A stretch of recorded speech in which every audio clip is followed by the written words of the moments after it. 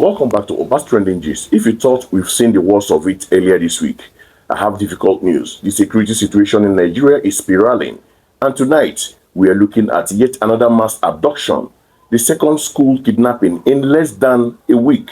Multiple international media outlets, including France 24, Al Jazeera, and Sky News, have confirmed that armed gangs have stormed St. Mary's Catholic School in the Agwara local government area of Niger State. This attack happened in the early hours of Friday morning, while the Niger State government is being cautious with the numbers, simply stating that an unknown number of pupils have taken.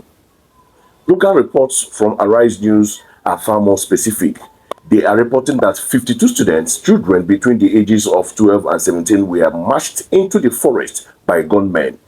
Here is the context, and it is alarming. This attack comes just 3 days after gunmen on motorcycles stormed a school in neighboring Kebbi State, taking 25 school girls. As we speak, 24 of those girls are still missing.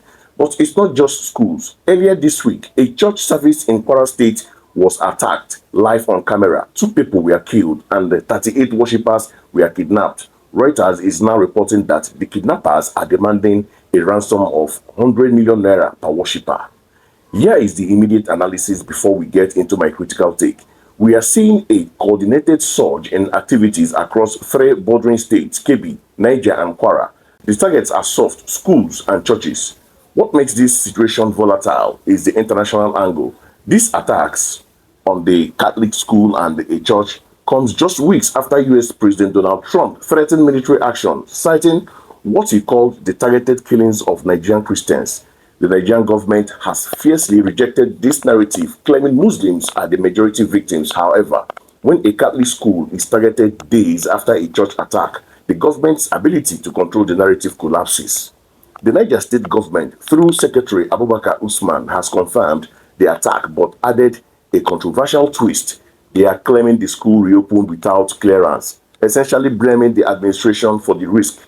So, we are in a crisis. Stick around because I'm about to break down what this really means for Nigerians' sovereignty and the safety of the common man. Now, let's put aside the press release and look at the reality on ground. This is a part of the video where we tell the uncomfortable truth.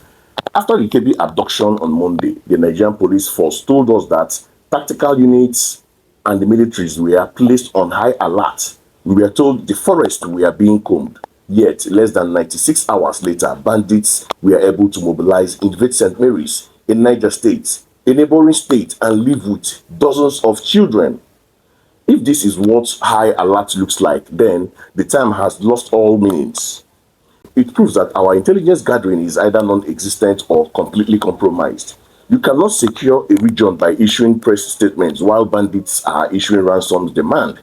I want to highlight the statement made by Abubakar Usman, the secretary to the Niger State government. He said, and I quote, "Regrettably, St. Mary's School proceeded to reopen without notifying or seeking clearance, thereby exposing pupils to avoidable risk. This language is dangerous. Instead of taking responsibility for the failure to secure the territory, the government is subtly shifting the blame to the educators who are trying to keep the school system alive.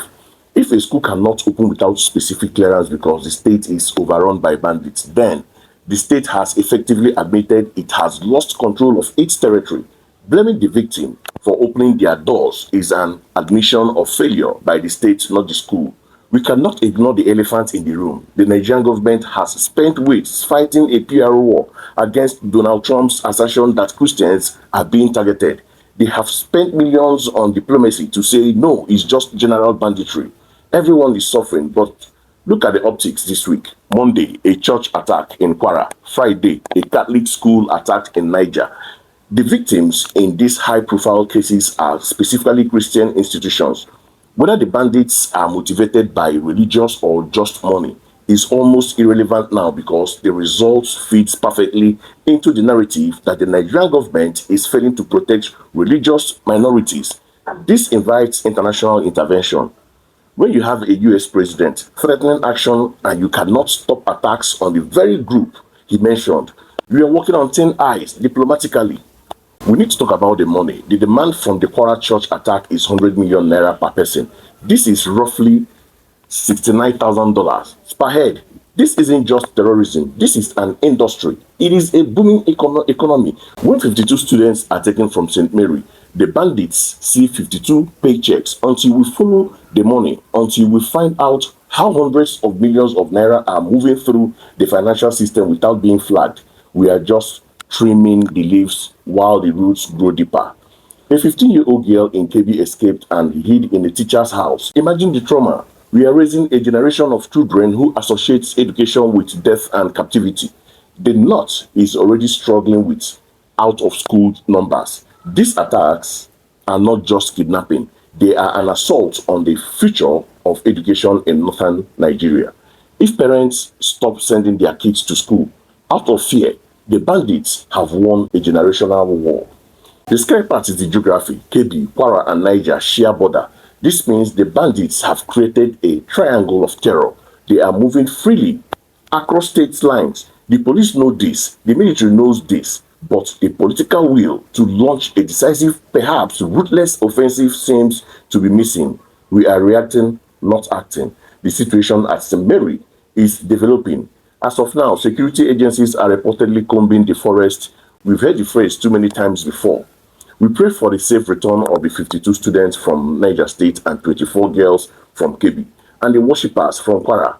But prayer must be backed by action. The Nigerian government needs to stop worrying about its image in Washington regarding President Trump's comment and start worrying about the safety of the children in Agwara. I will keep you updated as soon as we get confirmation on the number and any rescue operation.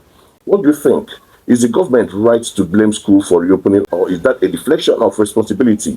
And do you think Trump's threat of action is becoming more likely with these attacks? Drop your comments below. Do not forget to like this video and subscribe to Obas Trending Gist for the raw, unfiltered truth. Stay safe, Nigeria.